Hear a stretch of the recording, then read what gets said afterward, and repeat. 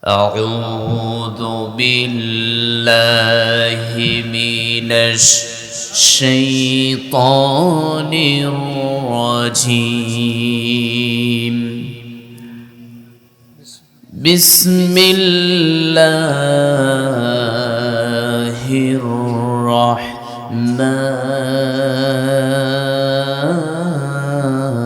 الرحيم.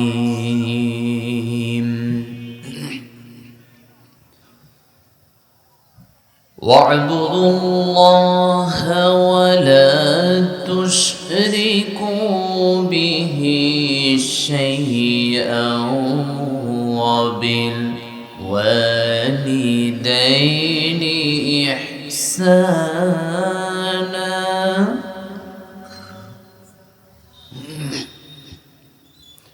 وبذي القربى واليتامى والمساكين والجار ذي القربى والجار الجنب والصاحب بالجنب وابن السبيل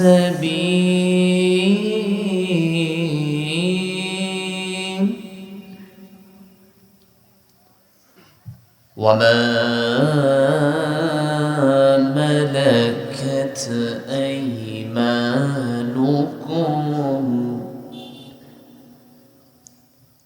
إن الله لا يحب من كان مختالا فخورا.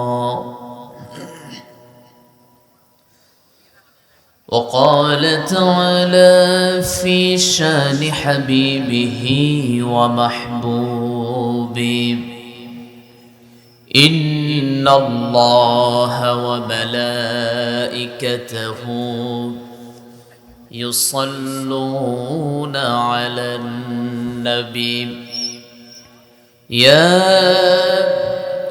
أيها الذين آمنوا صلوا عليه وسلموا تسليما. اللهم صل على محمد وعلى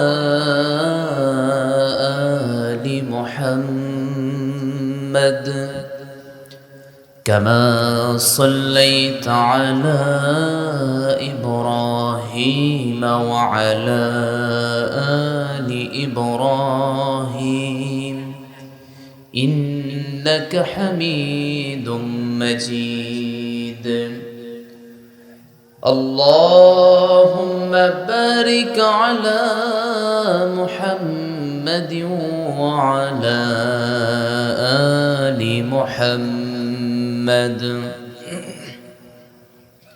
كما باركت على إبراهيم وعلى آل إبراهيم إنك حميد مجيد.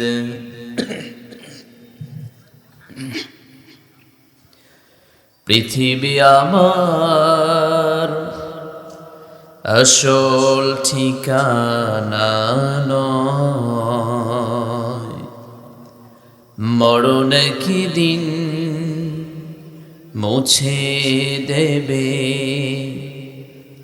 সকল রঙিন পরিচয়। পৃথিবী আমার আসল ঠিকানা নয়, মরণ কি দিন মুছে দেবে সকল রঙিন পরিচয়। পৃথিবী আমার আসল ঠিকানা নয়। আলহামদুলিল্লাহ।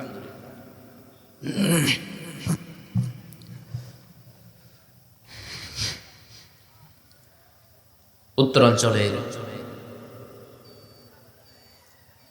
ছোট্ট একটি জেলা, জয়পুরহাট জেলার পাঁচবিবি উপজেলার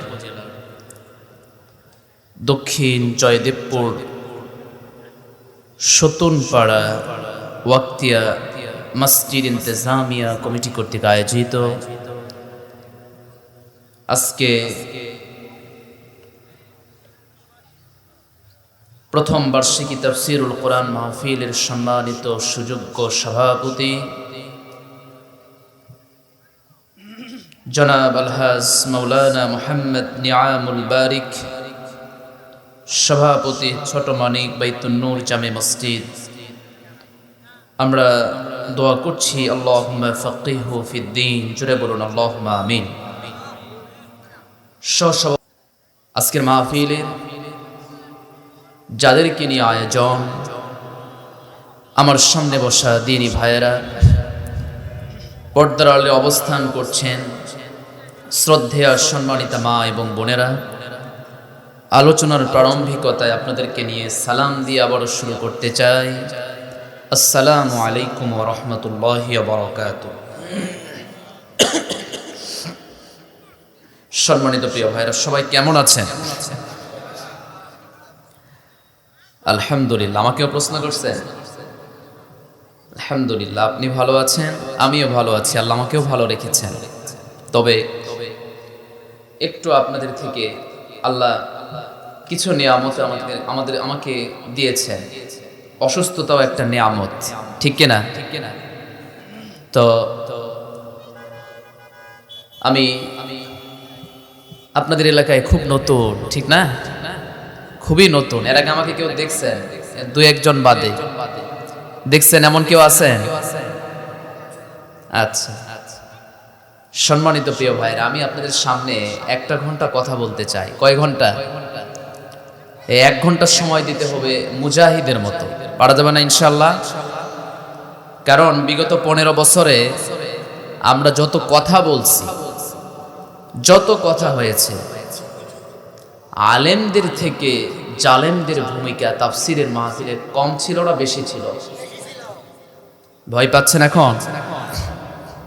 প্রাণ খুলে কথা বলার মতো একটা সুযোগ আরশ থেকে আল্লাহ আমাদেরকে দিয়েছেন। সুবহানাল্লাহি ওয়া বিহামদিহি।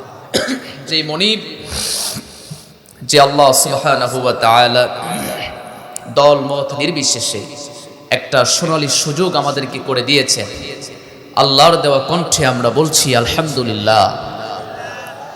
সম্মানিত প্রিয় ভাইয়েরা, আপনারা অবগত আছেন 5 আগস্টের পরে এদেশের চিত্র যা ছিল পূর্বে একটু হলেও তো পাল্টিয়েছে, ঠিক কিনা? অন্তত এতটুকু পাল্টিয়েছে যে আল্লাহর কোরআনের কথা হবে, পারমিশনের প্রয়োজন। কথা বলেন না কেন? তবে আমরা চাই নতুন কোন জালেম সামনে এসে যেন আর যেন দাঁড় না হয়ে যায়। এটা কি আমাদের চাওয়ার প্রয়োজন আছে না? এটা আমাদের বড় চাওয়া, যে আর জালেম যেন আর উঠে দাঁড়াতে না পারে। একই কথা, যদি কোন চাঁদাবাজ, কোন দুর্নীতিবাজ এরা যদি হাত বাড়িয়ে দেয়, আল্লাহর বিধান যদি সমাজে চালু হয়ে যায়, যা আল্লাহ কোরআনে বিধান দিয়েছেন সে অনুযায়ী আমাদের বিচারের রায় হবে ইনশাআল্লাহ। কথা বলেন ঠিক কিনা? প্রিয় ভাইরা আমার, যেহেতু আমরা আলোচনা শুরু করেছিলাম সেদিকে আবার ফিরে যাচ্ছি। প্রিয় ভাইরা আমার, আমি যে কথা বলছিলাম, আমার কথা অনেকেই হয়তো ভুলে খেয়েছে। আমি বলেছিলাম 5 আগস্টের পূর্বে দেশের যে একটা অবস্থা আর 5 আগস্টের পরে যে একটা অবস্থা, দুটো কি ভিন্ন অবস্থা নয়? তবে আমরা দেখতে চাচ্ছি এই অবস্থাটা দীর্ঘদিন থাকে, ঠিক কিনা? তাছাড়া যারাই ক্ষমতায় আসুক, আমাদের মূল যে একটা মাকসাদ সেটা হচ্ছে এদেশের মানুষ যেন স্বাধীনভাবে কথা বলতে পারে। তবে ক্ষমতায় যারাই আসুক বলতে আমরা কি তাদের হাতে উঠিয়ে দেব? যারা নারী নিয়ে 5 স্টারে যায় এদের হাতে কি উঠিয়ে দেব? কথা বলেন না কেন? যাদের ভোগের সামগ্রী হলো নারী, যাদের মদ দিয়ে পেট ভরে না, এদের হাতেই কি আমরা ক্ষমতা উঠিয়ে দেব? সোচ্চার হতে হবে। প্রত্যেকটা ঘরে ঘরে হানজালার মতো ঈমান তৈরি করতে হবে। জীবন দেবে, শাহাদাতের নজরানা পেশ করবে, কোন বাতিলের সামনে কোন এক চুল পরিমাণ মাথা নোয়াবে না। একটাই কথা, চূড়ান্ত কথা, আমরা এই দেশের মাটিতে আমরা কালেমার পতাকা আমরা দেখতে চাই। আমরা দেখছি ইসরায়েল যেভাবে ফিলিস্তিনের উপর নরক পিপাসু হিসাবে, ক্ষুধার্ত একটা বাঘ হিসাবে যে একটা থাবা চালিয়ে যাচ্ছে, আমরা ফিলিস্তিনি সেই ভাই বোনদের জন্য দোয়া করছি, আল্লাহ তাআলা তাদেরকে সাহায্যের হাত বাড়িয়ে দিন। আরো জোরে বলুন আমিন। আমরা চাই সকল মানুষ নিরাপত্তা থাকুক। নিরাপত্তা শৃঙ্খলায় যে যা ভাইরা আছেন, যদি ইসলামী ইমারত কায়েম হয়ে যায়, ইসলামী খেলাফা কায়েম হয়ে যায়, ওমরের যুগ ফিরে আসবে, নেতারা রাস্তা দিয়ে হেঁটে যাবে, কর্মীরা চুপ থেকে যাবে। আর এখন বর্তমান যে অবস্থা, নেতারা যদি রাস্তা দিয়ে যায়, কর্মীরা জুতা মারে। কথা বলেন না কেন? এই অবস্থা কি আমরা দেখতে চাই? আমরা চাই একটা সোনালী সমাজ, যেই সোনালী সমাজ উপহার দিয়েছেন আমার নবী মুহাম্মদ সাল্লাল্লাহু আলাইহি ওয়াসাল্লাম। প্রিয় ভাইয়েরা, আসুন আমরা কথা আর দীর্ঘায়ু করব না। আমি বলেছি 1 ঘন্টা আপনাদের কাছ থেকে সময় নিব, এর মাঝে কিছু মেসেজ আমরা এখান থেকে নিয়ে যাব, বলুন না ইনশাআল্লাহ। সম্মানিত প্রিয় ভাইয়েরা, একটু আওয়াজ দিয়ে বলুন আমরা এসেছি কি শোনার জন্য? আরো একটু জোরে বলা যাবে কি শোনার জন্য? কোরআন শোনার জন্য এসেছি। নির্ভুল একটি কিতাব, যেই কিতাবের ভিতরে কোনো সংশয়, কোনো সন্দেহ আছে? আরো জোরে বলেন। নাই, কোনো সন্দেহ নাই, কোনো সংশয় নাই। সন্দেহ নাই, সংশয় যদি না থাকে, এই কিতাব ছাড়া অন্য কোন কিতাব দিয়ে নিজের মন মতো আইন দিয়ে আমি চলবো? যেই কিতাব বলছে লা রাইবা ফি, এটি কোনো সন্দেহের কোনো বস্তু বা কোনো সীমানা নেই, তাহলে এটা ছাড়া আমার জীবন আদর্শের কোন দিকটা হতে পারে? প্রিয় ভাইয়ের, আসুন আমরা মুমিন বান্দাদের সামনে যখন কোরআনের কিছুগুলো কথা বলা হয়, মুমিন বান্দাদের এমনি অটোমেটিক ভাবে চোখ থেকে অঝরে পানি পড়ে যায়। তারা মনে করে এটা তো আল্লাহর বাণী, কারণ আল্লাহর বাণী কখনো মিথ্যা হতে পারে। আল্লাহ রাব্বুল আলামিন চমৎকার করে বলছেন, ওয়াইদা সামিউ মা উনজিলা ইলার রাসূলি তারা আ'য়ুনাহুম তাফিদু মিনাদ দাম'i মিম্মা আরাফু মিনাল হক ইয়াকুলুনা ربنا آمنا فاكتبنا مع الشاهدين وإذا سمعوا ما أنزل إلى الرسول, যখন রাসূলের উপরে অবতীর্ণ কিতাব মানুষের সামনে যখন প্রচার করা হয়, মানুষের সামনে যখন আল্লাহর নির্ভুল কিতাবটা যখন পাঠ করা হয়, বিশ্লেষণ করা হয়, এক্সপ্লেইন করে মানুষের সামনে বলা হয়, তারা আ'য়ুনাহুম, মুমিনদের হৃদয়টা এমন হয়ে যায়, মুমিনদের চোখ থেকে পানি পড়ে যায়, মুমিনরা কখনো কল্পনাও করতে পারে না। এর কারণটা কি? আল্লাহ রাব্বুল আলামিন অন্য জায়গায় বলছেন, তাকশাইরু মিনহু জুলুদুল্লাযীনা ইয়াখশাউনা রাব্বাহুম ثم تلين جلودهم وقلوبهم إلى ذكر الله। মুমিনদের হৃদয়টা বিগলিত হয়ে যায়, অন্তরটা কেঁপে উঠে যায়। কারণটা হলো একটা, মুমিনের সামনে যখন নির্ভুল কিতাব থেকে তেলাওয়াত করা হয়, মুমিন তখন বুঝতে পারে নির্ভুল কিতাব কোনো মানুষের হতে পারে না। একটু আওয়াজ দিয়ে বলেন কার কিতাব? আরো জোরে বলতে হবে কার কিতাব? যদি আল্লাহর কিতাব হয়ে থাকে, এই কিতাবের ভিতরে কেমনে আপনি জীবন চলবেন, কি বিধান দিয়ে আল্লাহ এই পৃথিবীতে আপনাকে প্রেরণ করলেন, এটা আগে জানার বিষয়।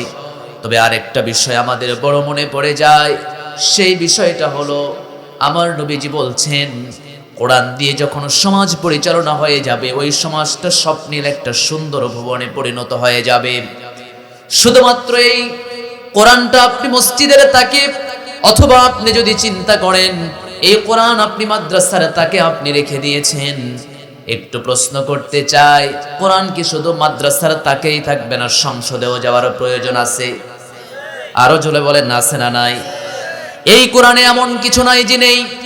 সায়েন্সের কথা আছে, দীর্ঘ প্রায় 500-র উপরে আয়াত আল্লাহ রাব্বুল আলামিন সায়েন্সের কথাও কোরআনে বলেছেন।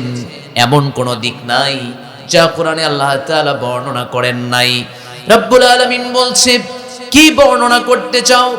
আমার ব্যাখ্যা যুগের সাথে তাল মিলিয়ে কোরআন চলতে পারে, তবে মনে রেখে দাও, আমার কোরআনের সিদ্ধান্ত চূড়ান্ত সিদ্ধান্ত হয়ে যাবে বান্দার কথাগুলোকে অনর্থ এবং বান্দার কথাগুলোকে ব্যর্থ প্রকাশ হয়ে যাবে।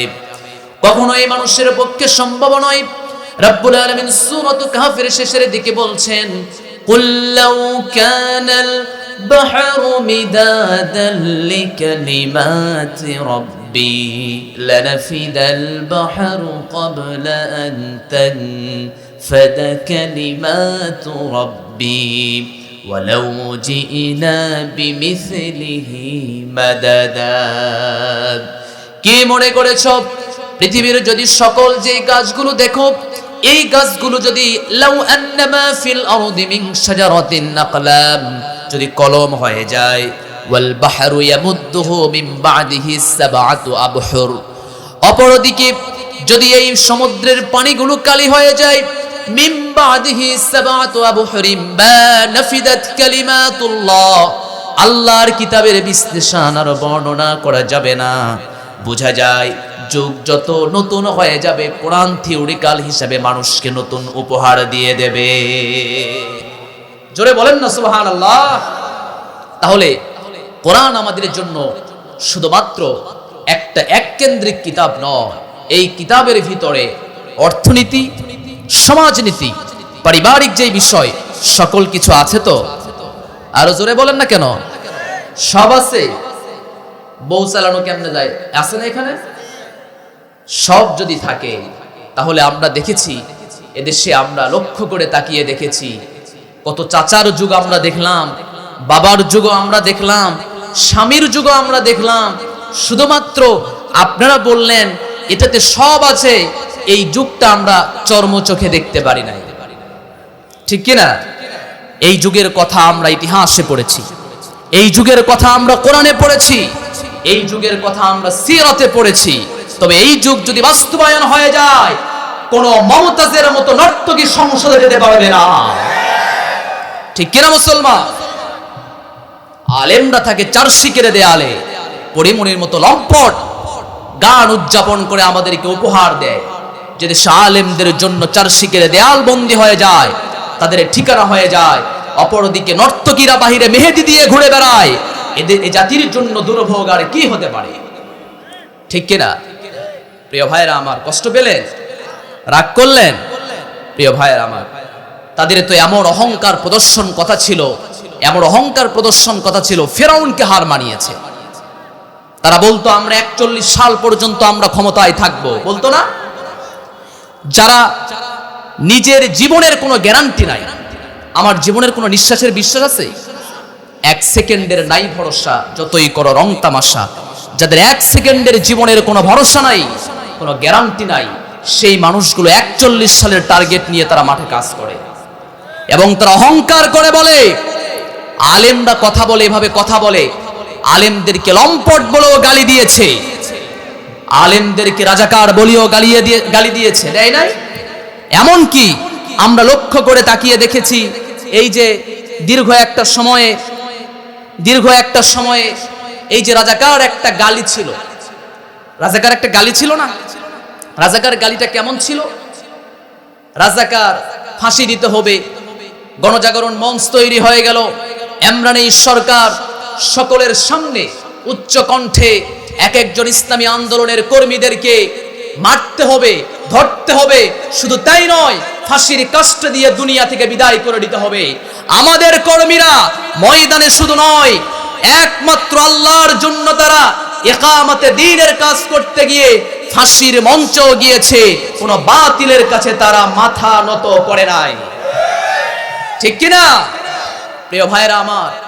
সেই গণজাগরণ মঞ্চ ছিল, সেখানে কথা ছিল রাজাকারদের ফাঁসি চাই। ঠিক আছে, বাংলার 18 কোটি মানুষ মনে করেছে রাজাকার একটা গালি, এজন্য রাজাকার তারা মনে বলেছে, আর বাংলার মানুষ সাধারণভাবে মেনে নিয়েছে। কিন্তু এখন একটা বিষয় হয়ে গিয়েছে, যেই মুখ থেকে রাজাকার বলে ক্ষমতাকে দীর্ঘ 15 বছর পাকাপোক্ত করেছে, ওই একই মুখ থেকে রাজাকার বলে ক্ষমতা থেকে বিতাড়িত হয়েছে। মাকারু মাকারাল্লাহ ওয়াল্লাহু খায়রুল, জোরে কোন না কেন, আল্লাহু খায়রুল খেলাকার, জোরে বলেন না কেন, আরো জোরে বলেন, খেলা আল্লাহ। আমার প্রিয় ভাইয়েরা, তাহলে বোঝা যায় আল্লাহ রাব্বুল আলামিন চমৎকার করে বলছেন, আমার যারা গোলাম হয়ে যাবে এই মানুষগুলোর দৃষ্টান্ত কেমন হবে শুনুন। এদের সামনে যখন কোরআনের কথাগুলো বলা হবে, এই মানুষের হৃদয়গুলো বিগলিত হয়ে যাবে, অন্তরগুলো কেঁপে উঠবে। আর মুনাফিকদের সামনে যখন কোরআন পাঠ করা হবে, মেজাজটা খারাপ হয়ে যাবে, 144 জারি করে ফেলবে, এমনকি বিশৃঙ্খলা শুরু করবে। আল্লাহ রাব্বুল আলামিন সূরা হামিম সিজদার ভিতরে সেই কথাই যেন ফাইন্ড আউট করে দিচ্ছেন। সবাই আমার সাথে পড়ুন, وقال الذين كفروا لا تسمعوا لهذا القرآن والغوا فيه لعلكم تغلبون। কাফেররা বলছিল, তোমরা কোরআন শুনো না, লা তাসমাউ লিহাদাল কুরআন, তোমরা কোরআন শুনবে না, যদি কোরআন শুনে ফেলো তাহলে তোমরা বড় বিপদে পড়ে যাবে। অপরদিকে তোমরা কোরআন শুনবে না, যদি লাআল্লাকুম তাগলিবুন, তাহলে তোমরা বিজয় অর্জন করতে পারবে। আশা করা যায় তোমরা সফলতার দুয়ারে পৌঁছতে পারবে। এজন্য তারা কোরআনের যত আয়োজন রয়েছে সকল আয়োজনকে তারা বন্ধ করে দিয়েছে। আমরা লক্ষ্য করে তাকিয়ে দেখেছি, বিগত 15 বছরে 16 ডিসেম্বর পালন করা হয়, গান উৎসব পালন করা হয়, পারমিশনের প্রয়োজন হয় না। সে যুগের কাফেররাও বলতো কোরআনের কথা শোনা যাবে না, বিজয় অর্জন করবে। এ যুগেরও বর্তমান যারা কাফের রয়েছে, কোরআনের উপরে আঘাত যারা করেছে, তারাও একই কথা বলে, কোরআন শোনা যাবে না, ধারে কাছেও যাওয়া যাবে না। কারণ হলো একটাই, কোরআনের কথা যদি পরিপূর্ণ প্রচার হয়ে যায় ওদের গদি থাকবে না। ঠিক কিনা? আমরা দেখেছি লক্ষ্য করে তাকিয়ে, এদেশের ভূখণ্ডে 56,000 বর্গ মাইলের দেশে আলেমরা কম কথা বলে না। দীর্ঘ 50টি বছর কোরআনের তাফসীর করে একজন তো ময়দান থেকে বিদায় নিয়ে চলে গিয়েছেন। কিন্তু দুঃখের কথা হলো প্রিয় ভাইয়েরা আমার, তাকিয়ে থেকে একটা কথা আমার সাথে একটা উত্তর দেন, যত জনসমুদ্র কোরআনের ময়দানে হোক না কেন, সেখানে হট্টগোল আর বিশৃঙ্খলা আছে। আসতে বলেন কেন? আছে? নাই। কিন্তু লক্ষ্য করে তাকিয়ে দেখুন, আপনারা কত বৈঠকে গিয়েছেন, কত অনুষ্ঠানে গিয়েছেন, একই গ্রুপ, শিয়াল গ্রুপ আর বিলাই গ্রুপ, কুত্তা গ্রুপ, সব দেখবেন একই চেয়ারে বসে থেকে একই সাথে খাওয়া দাওয়া করে একই নেতার বক্তৃতা শুনে যাওয়ার সময় চেয়ার দিয়ে মারামারি শুরু করছে। কথা বলেন না কেন? তাহলে বোঝা যায় কোরআনের কর্মীরা উশৃঙ্খল হয় না সুশৃঙ্খল হয়? আরো জোরে বলেন। সুশৃঙ্খল হয়ে যায়। কিন্তু আমাদের বাদ যখন আমাদের ভেঙে গিয়েছে, একটা ধৈর্যের যে একটা সীমা রেখা রয়েছে আমাদের ভেঙে গিয়েছে, আলেমদের জন্য কারাগার তৈরি হয়ে গিয়েছে। জালেমরা ঘুরে বেড়ায়, যারা দুর্নীতি করে, যারা চাঁদাবাজি করে, যারা সিন্ডিকেটের আখড়া জমিয়েছিল, তারা ভালো ভালো জায়গা দখল করে নিয়েছে। যারা শাইখুল হাদিস হয়ে কোরআনের হাদিসের দর্শে বসবেন, তাদের জন্য জেলখানা তৈরি হয়ে গিয়েছে। এর চেয়ে নির্মম দৃশ্য আর কি হতে পারে? মানুষগুলো যারা হাঁটতে পারে না, স্বচ্ছ একটা মানুষ তারা জেলের ভিতরে প্রবেশ করেছে, হুইল চেয়ার যাদের ভিতরে প্রবেশ করে ঢুকিয়ে দেওয়া হয়েছে। জীবন্ত একটা মানুষ চলে গেল, লাশ হয়ে ফিরে আসতে হয়। বুঝতে হয় যে দেশের মাটিতে কোরআনের এত কথা হয়, যে দেশের মাটিতে মসজিদে মুয়াজ্জিনের আজান মিনার থেকে ভেসে আসে, কিন্তু একটাই কথা হলো আলেমরা কদর পায় না। কিন্তু আমরা শুধু কান দিয়ে কথাগুলো কোরআনের শুনি, কোরআনের সমাজ বাস্তবায়নের জন্য কোনো কাজ করতে পারি না। ঠিক কি না? কোরআনের সমাজ এটা আমরা আমাদের দু চোখে দেখতে চাই। আল্লাহ আমাদের সুযোগ করে দেন। আরো জোরে বলুন আমিন। আরো জোরে বলতে হবে আমিন। আমরা চাই পুরা বিশ্বের একটা রোল মডেল হয়ে দাঁড়িয়েছে তালেবান, ঠিক কিনা? একটা রোল মডেল হয়ে দাঁড়িয়েছে। তারা পুরা বিশ্বকে দেখিয়ে দিচ্ছে খেলাফত কেমনে কায়েম করতে হয়। আমেরিকাকে বৃদ্ধাঙ্গুলে দেখিয়ে তারা সামনে এগিয়ে যাচ্ছে। যদি আমরাও যদি এক আল্লাহর বিশ্বাস করে সে আল্লাহর দিকে যদি আমরা ধাবিত হয়ে সামনে কাজ করতে পারি, কোন আমেরিকা কোন ভারতের এজেন্ডা বাংলাদেশে বাস্তবায়নের মধ্যে দেব না, দেব না, দেব না। রাজি আছেন কারা কারা? দুই হাত তুলে দেখিয়ে দেন মুসলমান। আপনাদের তাকবীর যা স্লো দেখছি, এটা দেখি ইসলামিক খেলাফত কায়েম হবে? মাঝখান থেকে একজন তাকবীর দেন দেখি ভাই, লিল্লাহি তাকবীর দেন দেখি। যুবক ভাই কেউ নাই? হাত তোলেন, টান টান। সম্মানিত প্রিয় ভাইরা, খুব আপনাদের ভিতরে যে একটা ইমেজ, পাঁচদিবির মানুষ, আগে শুনতাম যে পাঁচদিবি ইসলামী আন্দোলনের ঘাঁটি, প্রত্যেকটা ঘরে ঘরে ইসলামী আন্দোলনের কর্মীরা। কিন্তু এমন একটা পজিশন পাঁচদিবিতে এখন আসে দেখতেছি যে আপনারা কি 15 বছরে খুব ভয় পেয়ে গেছেন? কথা বলেন না কেন? আমাদের আলী হাসান মুজাহিদ কি ফাঁসির মঞ্চে যায় নাই? আমাদের আল্লামা সাঈদী কি তিনি নিঃশর্তভাবে পৃথিবী থেকে চিরবিদায় নিয়ে চলে যান নাই? আমাদের নিজামী কি চলে যায় নাই? তারা চলে গিয়েছেন, চলে গিয়েছেন, হাসি মুখে বরণ করে দিয়েছেন। মীর কাসেম আলীর ইতিহাস কে না আমরা জানি না। ফাঁসির 2 ঘন্টা আগেও যার স্বচ্ছন্দে ঘুম আসে, এদের চাইতে বড় সৌভাগ্যবান আর পৃথিবীতে কে হতে পারে? ঠিক কিনা প্রিয় ভাইরা? সেই কাফেলারই যাত্রী আমরা কেন পিছপা হব? আমাদের সামনের সিংহ পুরুষরা জীবন দিয়েছে, বাতিলের সামনে কোন এক মুহূর্তের জন্য মাথা নোয়াই নাই। আমরাও তাদেরই, আমরা সেই দিক থেকে আমরা যাচ্ছি। আমরা কোনো তাগুত, কোনো বাতিলের চোখ রাঙানিকে আমরাও ভয় পাবো না। বলুন না ইনশাআল্লাহ।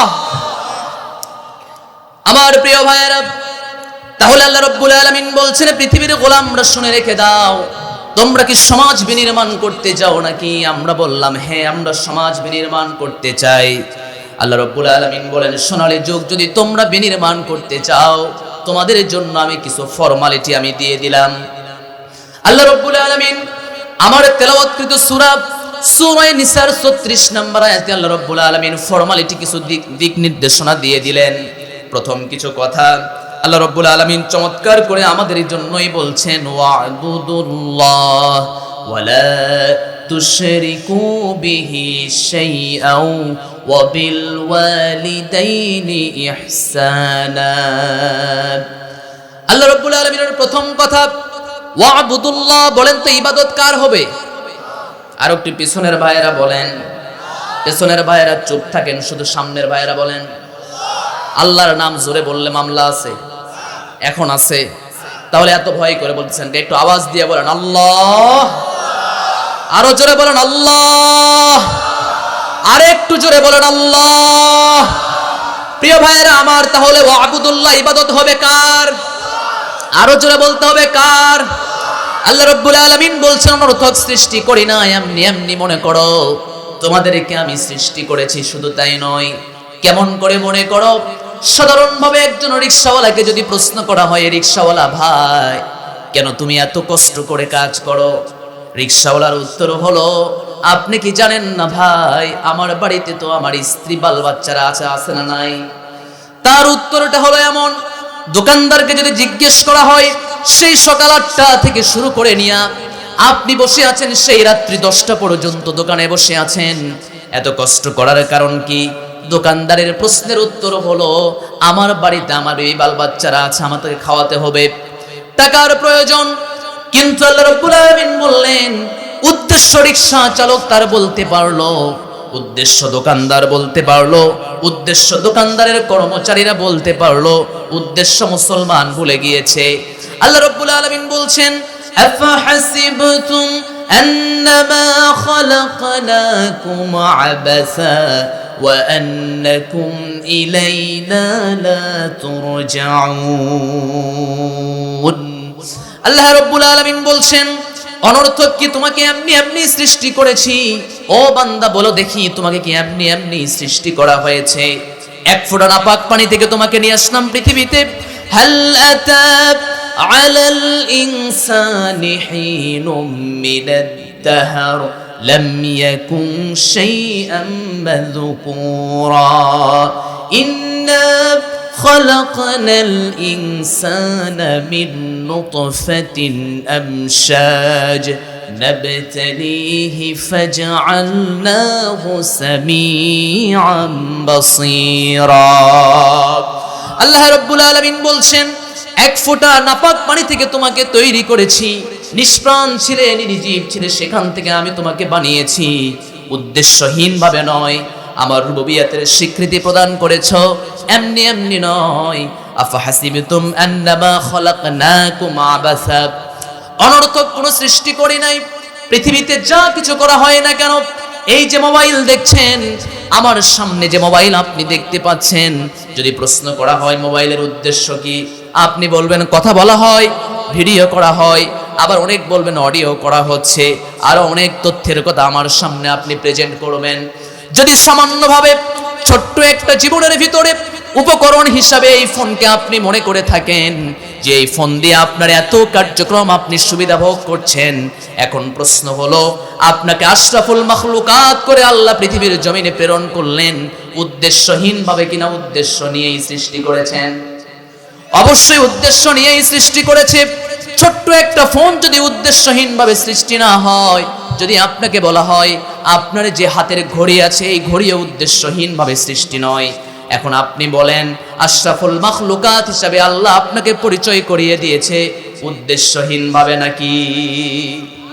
উদ্দেশ্যহীন ভাবে? উদ্দেশ্যহীন ভাবে নয়। আমার প্রিয় ভাইয়েরা, যদি তাই হয়ে যায় তাহলে আল্লাহ রাব্বুল আলামিন বলছেন, ও গোলাম, তোমাদেরকেই বলছি, ওয়াবুদুল্লাহ, তোমরা পৃথিবীর কোনো মানুষের দাসত্ব আর গোলামি করবে না, একমাত্র আমার ইবাদত করে চলবে। কারণ পৃথিবীতে যারা মানুষ বলে বিবেচিত তাদেরকে আমি ইবাদত করার জন্য হুকুম ফরমান জারি করে দিয়েছি। আল্লাহ রাব্বুল আলামিন বলছেন, ইয়া আইয়ুহান নাসু উবুদু রাব্বাকুমুল্লাযী খালাকাকুম والذين من قبلكم لعلكم تتقون। ওহে পৃথিবীর মানুষগুলো যারা বিবেচিত, আল্লাহ বলছেন, উবুদু রাব্বাকুমুল্লাযী খালাকাকুম, তোমাদেরকে সৃষ্টি করা হয়েছে ইবাদতের জন্য। তোমরা কি জানো না? বিষয়বস্তু কি ভুলে গিয়েছো নাকি? আমি তোমাদেরকে প্রশ্ন করব, আমার সামনে যখন আমি কিয়ামতে তোমাদেরকে সামনে হাজির করব, আমি সেদিন প্রশ্ন করব একটা, ইয়াউমা ইয়াকুমুন নাসু লিরাব্বিল আলামিন। আমার সামনে যখন হাজির হয়ে যাবে, আমি সেদিন প্রশ্ন করব, দীর্ঘ একটা সময় তোমাকে দিয়েছিলাম, দীর্ঘ একটা বয়স তুমি পেয়েছো, বলো বান্দা কি নিয়ে এসেছো আমার দরবারে? বান্দা যদি দীর্ঘ একটা সময়ে 60 বছরের জিন্দেগি বা 65 বছরের জিন্দেগি বা 70 বছরের একটা জিন্দেগিতে কিছুই যখন নিয়ে আসতে পারবে না, আল্লাহ বলবে, আল্লাহকে তখন বান্দা সেদিন বলবে, রব্বানা আখিরনা ইলা আজালিন করিব নুজিব দাওয়াতাকা ওয়া নাত্তাবি'র রুসুল আওয়ালাম তাকুনু আকসামতুম মিন ক্বাবলু মা লাকুম মিন যাওয়াল। মানুষ সেদিন বলবে, আল্লাহ আমি আপনার কাছে চাই, ফিরিয়ে যেতে চাই, আমি পৃথিবীতে আবার ফিরিয়ে যেতে চাই, আমি ফিরিয়ে যেতে চাই, একটাই আমার কথা। আল্লাহ বলবে, পৃথিবীর বুকে তোমাকে কি কিতাব দেই নাই? রেফরমার্স হওয়ার জন্য কি কোনো কিতাব পাঠিয়ে দেই নাই? বান্দা বলবে, হ্যাঁ পেয়েছিলাম। রসুল কি যাই নাই? হ্যাঁ তাও পেয়েছিলাম। কি করেছো তুমি? আলাম ইয়াতিকুম রাসূলুম মিনকুম ইয়াতলু আলাইকুম আয়াতি রাব্বিকুম ওয়া ইউনযিরু يريدونكم لقاء يومكم هذا তোমার সামনে রাসূল এসেছিল, তোমার সামনে কিতাব এসেছে, বল বান্দা কি নিয়ে আমার দরবারে এসেছো? বান্দা বলবে মাদা সনাতা ফিহা, কিছুই নিয়ে আসতে পারি নাই। আল্লাহ রাব্বুল আলামিন বলবে যেহেতু আমার সামনে কিছুই তুমি নিয়ে আসতে পারো নাই, তোমার জন্য ঠিকানা হয়ে গেল হাদিহি জাহান্নামুল্লাতী কুনতুম তুআদুন। আমি তোমাকে একটা সময় দিয়েছিলাম, তুমি কি জানো না তোমার গর্ভের সন্তান তো অনেক আগেই মারা গিয়েছে? তুমি কি সেই সন্তানের দিকে তাকিয়েও লক্ষ্য করে দেখো না এই পৃথিবী চিরকালের জন্য নয়, ইবাদতের জন্য তোমাকে পাঠিয়েছি। এমনি এমনি এই পৃথিবীর রং তামাশার জন্য তোমাকে পাঠানো হয় নাই। বলো বান্দা আমার সামনে কি নিয়ে এসেছো একটু বলো। মাদা সনাতা ফিহা, মাদা সনাতা ফিহা, মাদা সনাতা ফিহা, কিছুই নিয়ে আসতে পারি নাই। কারণটা হলো একটা, ও আল্লাহ কত আলেম কথা বলেছে, মুখ ফিরিয়ে আমি চলে গিয়েছি। কত হাফেজে কোরআন কোরআনের কথাগুলো বলেছে, মুখ ফিরিয়ে চলে গিয়েছি। ইমাম সাহেব মসজিদের খুতবাতে কত চমৎকার ভাবে আমার সামনে কোরআন হাদিসের কথাগুলো প্রেজেন্ট করেছে, কিন্তু আমি মুখ ফিরিয়ে চলে গিয়েছি। আল্লাহ রাব্বুল আলামিনের চমৎকার কথা হলো সেই দিন আল্লাহ জবাব বান্দাকে দিয়ে দেবেন। আল্লাহ রাব্বুল আলামিন বলছেন ইন্নাল্লাযীনা কাযযাবু বিআয়াতিনা ওয়াস্তাকবারু আনহা লা তুফাত্তাহু লাহুম আবওয়াবুস সামা ওয়া লা ইয়াদখুলুনাল জান্নাতা হাত্তা ইয়ালিজাল জামালু ফি সাম্মিল খিয়াত ওয়া কাযালিকা নাজজিল মুজরিমিন। আর একটু জোরে বলেন। বান্দা সেদিন বলবে আমি পারবো না, ও আল্লাহ আমার কোনো হিসাব নিকাশ নিয়েন না।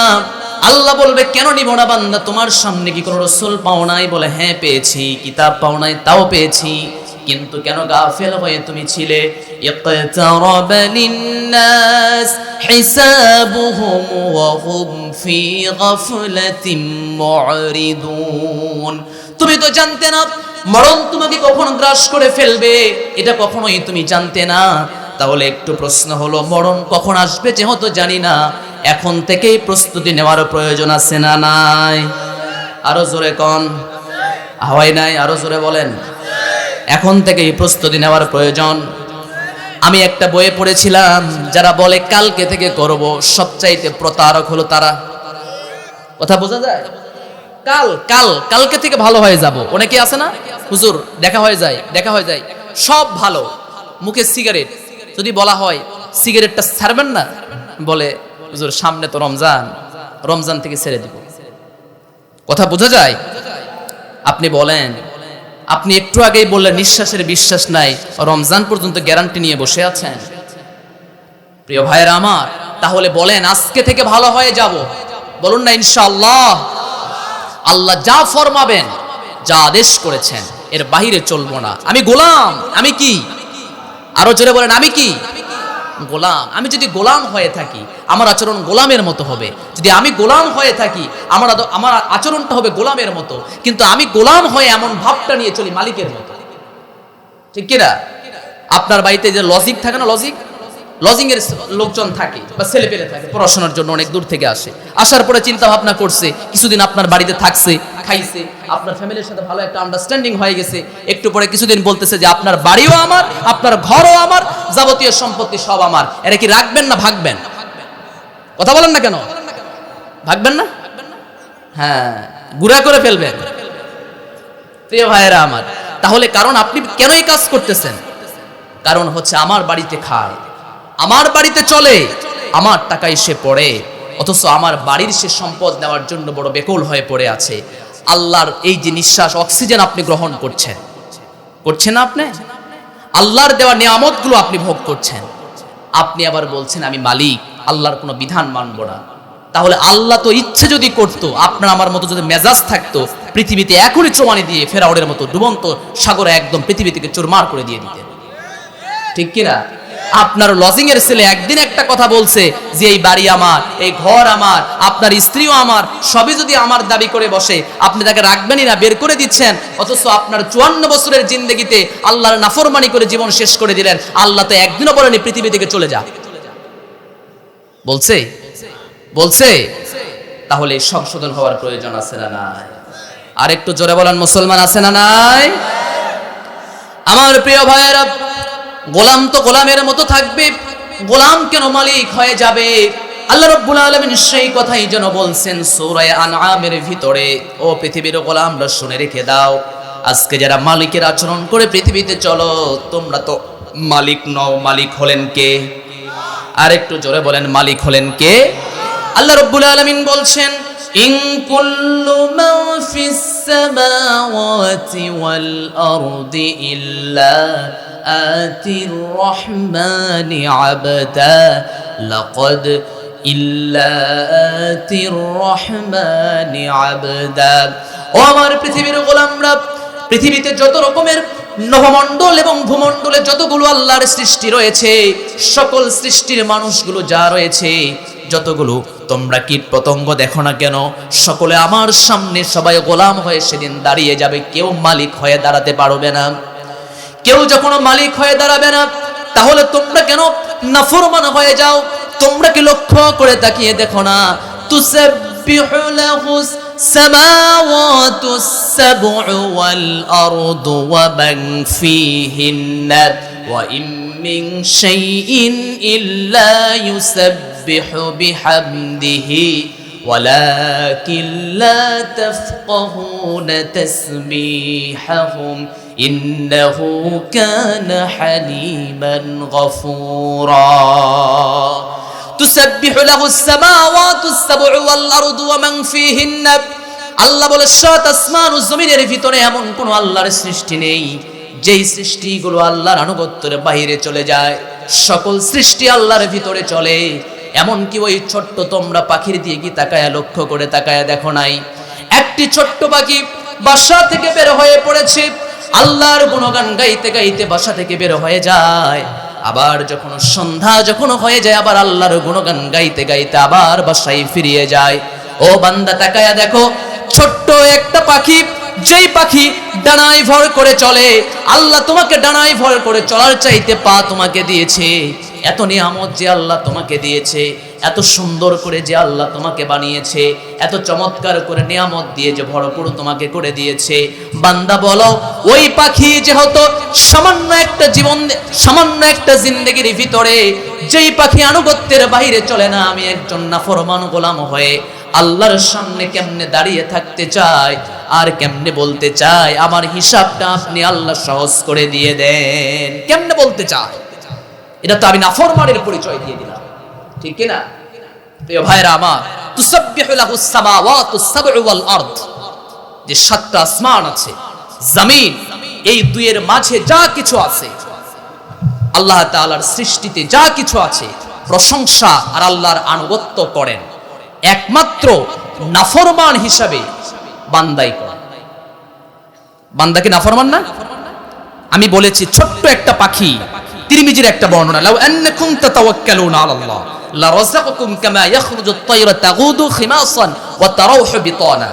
রাসূল সাল্লাল্লাহু আলাইহি ওয়াসাল্লাম তিরমিজির একটা বর্ণনায় পেশ করছেন, রাসূল বলছেন যে দেখো, তোমরা কি ওই পাখির দিকে লক্ষ্য করে তাকায় দেখো না, যেই পাখি সকালবেলা বাসা থেকে আল্লাহর নামের তাসবিহ, আল্লাহর আনুগত্য বহির প্রকাশ করে বাসা থেকে বের হয়ে যায়, আবার সন্ধ্যাবেলা আল্লাহর গুণগান গাইতে গাইতে আবার বাসায় প্রবেশ করে।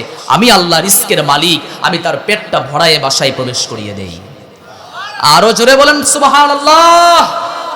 আমার প্রিয় ভাইয়েরা, তাহলে বোঝা যায় আল্লাহ প্রথমেই বলেন অনর্থক সৃষ্টি করি নাই।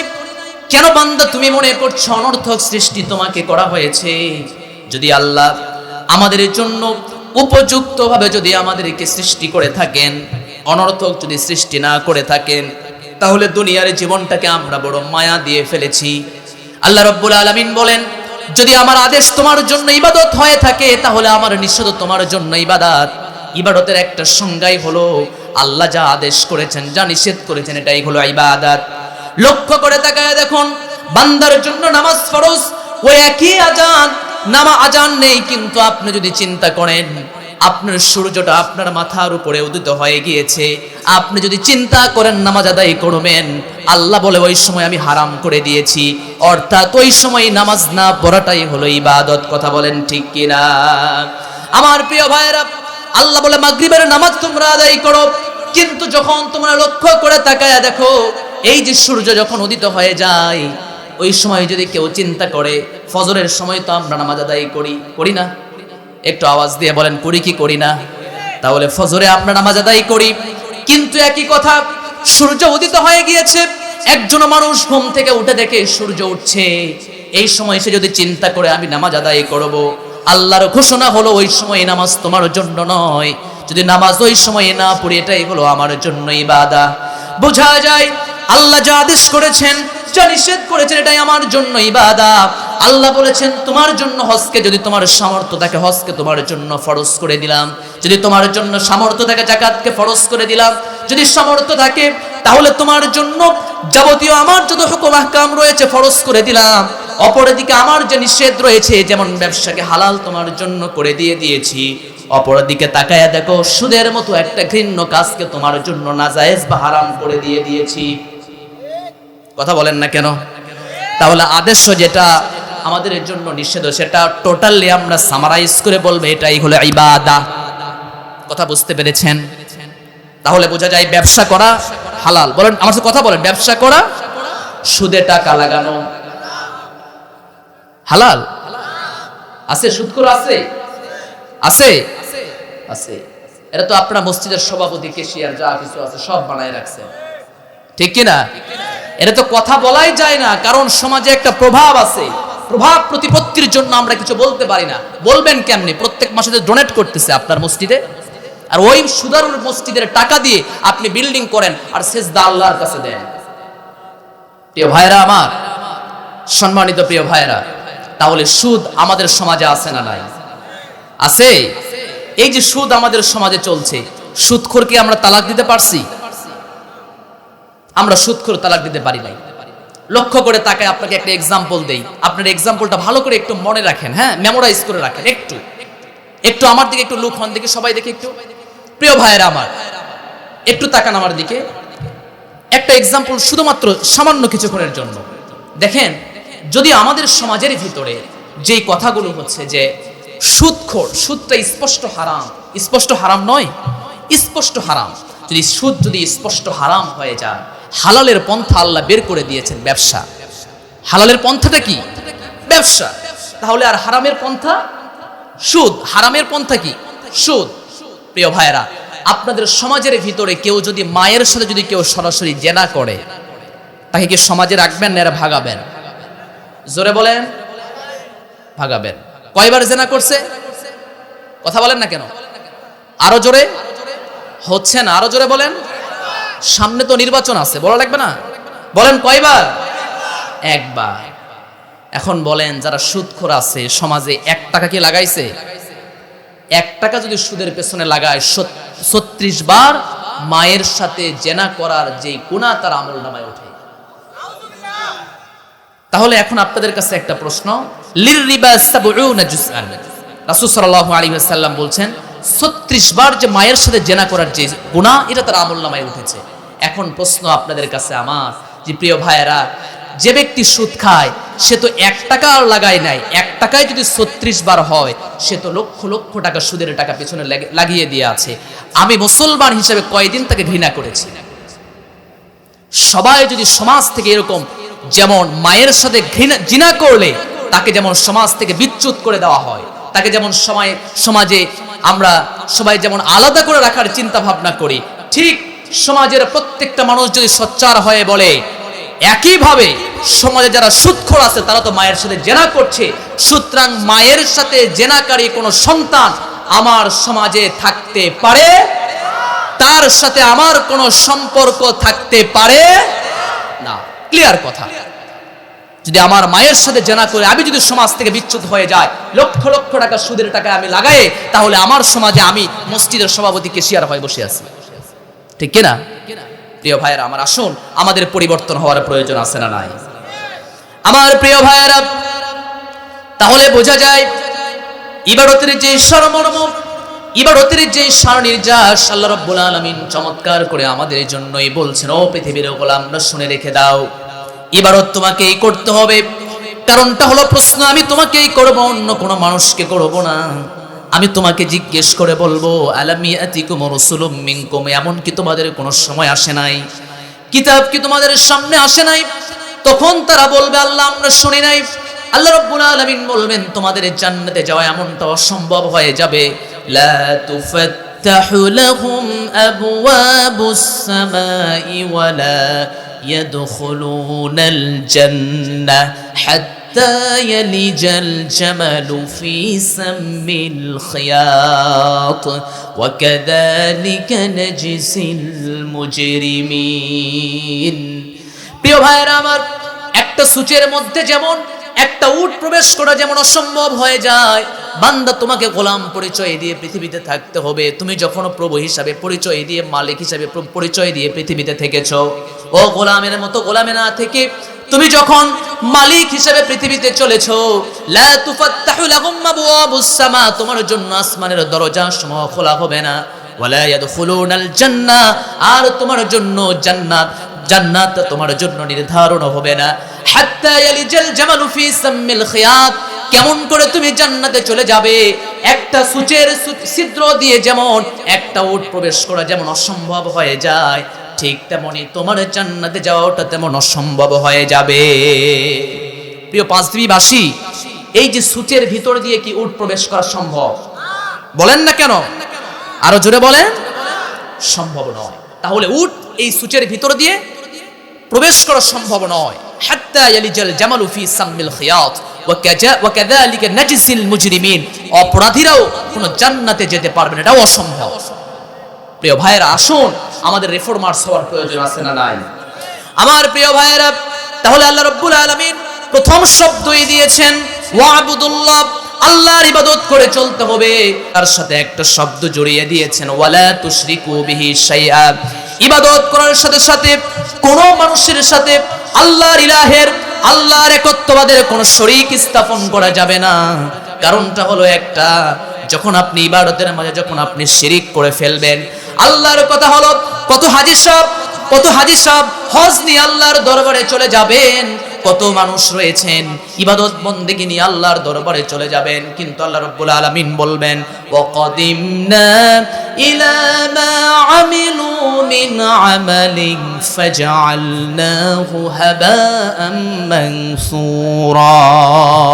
লিল্লাহি তাকবীর, লিল্লাহি তাকবীর, লিল্লাহি তাকবীর। প্রধান আলোচকের আগমন জয়পুরহাটবাসীর পক্ষ থেকে। সম্মানিত প্রিয় ভাইরা, আমরা কি কথা শুনতেছি না ভুলে গেছি? হ্যাঁ, আমরা একটু অ্যাক্টিভ হই। আল্লাহ রাব্বুল আলামিন বলছেন, পৃথিবীর গোলামরা শুনে রেখে দাও, আমি তোমাদেরকেই বলছি, ইবাদত করার পাশাপাশি আমি তোমাদেরকে আরেকটা ফরমান দিয়েছি। সেই ফরমানটা হলো, তোমাদের ইবাদতটা কম থাকুক, তোমাদের ইবাদতটা যদি অল্প হয়ে যায়, কিন্তু ইবাদতের ভিতরে যদি শিরিক মিশ্রণ না থাকে, তোমাদের ইবাদতটা আমি গ্রহণ করে ফেলবো। কিন্তু যদি তোমাদের ইবাদতটা এমন হয়ে যায়, হাজার রকমের ইবাদত করে ফেলেছো, কত মানুষ দান সদকার ইবাদত নিয়ে আল্লাহর দরবারে চলে যাবে, কত মানুষ আমল করে করে চলে যাবে, কপালটা কালো করে ফেলে চলে যাবে। আল্লাহ রাব্বুল আলামিন সেদিন বান্দাকে প্রশ্ন করে বলবেন, কাদিমনা ইলা মা আমিলু মিন আমালিন ফাজআলনাহু হাবাআম মানসুরা। ও বান্দা, রাতের তাহাজ্জুদের নামাজগুলো কেমনে গিয়েছে তুমি কি জানো? ঠান্ডার রাতে চিন্তা করেছো কেউ নেই, আল্লাহর জন্য তুমি নামাজে দাঁড়িয়ে গিয়েছো, তুমি কি জানো বান্দা এই নামাজগুলো কেমনে চলে গিয়েছে? কুল হাল নুনাব্বিউকুম বিল আখসারিনা আমালা আল্লাযীনা দাল্লা সা'য়ুহুম ফিল হায়াতিদ দুনিয়া ওয়া হুম ইয়াহসাবুনা আন্নাহুম ইউহসিনুনা সুনআ। কষ্ট করার সেই রাতের ইবাদত, কষ্ট করা সেই লক্ষ লক্ষ টাকা, তোমার যে হজারের টাকা, তুমি যখন দেখছো আমলগুলো ফানুসের মতো উড়িয়ে গিয়েছে, আল্লাহ রাব্বুল আলামিন বলবেন, আমলগুলোর সাথে তুমি যখন শিরিক মিশ্রণ করে ফেলেছো, আমি আল্লাহ রাব্বুল আলামিন আমলগুলোকে ফানুসের মতো উড়াইয়া দিয়ে দিয়েছি। জোরে বলুন নাউযুবিল্লাহ। সম্মানিত প্রিয় ভাইরা, আমি আর কথা দীর্ঘায়ু করতে চাচ্ছি না। মেহমানকে বসিয়ে রেখে কথা বলা আমাদের জন্য একটা বড় বেয়াদবি। আমি এটা আমার মেজাজের একটা খেলাফ। আল্লাহ তাআলা যা শুনেছি, যতটুকু শুনেছি, ইবাদত একচ্ছত্রভাবে কার হবে? আরো জোরে বলি, কার হবে? ইবাদত হতে হবে আল্লাহ, দাসত্ব আর গোলামি হবে আল্লাহ। কোন তাগুদের চোখ রাঙানিতে আমরা কখনো ভয় করি না, কিয়ামত পর্যন্ত করব না। রাজি আছি মুসলমান? আরো জোরে বলি, রাজি আছি। ইবাদত বড় ব্যাপক একটি পরিধিমূলক একটি কথা। এই যে মাথা কারো কাছে নোয়াবো না, এটাও ইবাদত। এই মাথা কারো কাছে নোয়াবো না, এটা কি ইবাদত। কারো কথায় কোনো পরোয়া করবো না, এটাও হলো ইবাদত। কোন প্রশাসন হোক, জেল জুলুম হামলা মামলা যা আসুক, মাথা পেতে মনে করবো সুন্নাহ, মাথা পেতে মনে করবো নিয়ামা, মাথা পেতে মনে করবো আমাদের পূর্বের রাহবাররা জীবন দিয়ে আমাদেরকে বুঝিয়ে দিয়ে গিয়েছে, সেই কাফেলারে আমরা যাত্রী। সুতরাং মাথা নোয়াবার সময় আর মাথা নেওয়াবার সেই কর্মী আমরা নয়। আমাদের সামনের কর্মীরা জীবন দিয়ে শাহাদাতের নাজরানা পেশ করে গিয়েছে, সেই শাহাদাতের ভূমিকায় উজ্জীবিত হয়ে শাহাদাতের চেতনা নিয়ে আমাদেরও মাঠে ময়দানে কাজ করার প্রয়োজন আছে না নাই? আল্লাহ তাআলা আমাদের তৌফিক দান করুন। জোরে বলুন আমিন। সুবহানাকা লা ইলমা লানা ইল্লা মা আল্লামতানা ইন্নাকা আনতাল আলিমুল হাকিম। আকুলু কওলি হাদা আস্তাগফিরুল্লাহ লি ওয়া লাকুম ওয়া লিসাইরিল মুসলিমিন ওয়াল মুসলিমাত ইন্নাহু হুয়াত তাওয়াবুর রহিম। হাদা মা ইনদি ওয়াল ইলমু ইনদাল্লাহ আলাইহি তাওয়াক্কালতু ওয়া ইলাইহি উনীব। মা আসসালাম। আসসালামু আলাইকুম ওয়া রাহমাতুল্লাহি ওয়া বারাকাতুহু।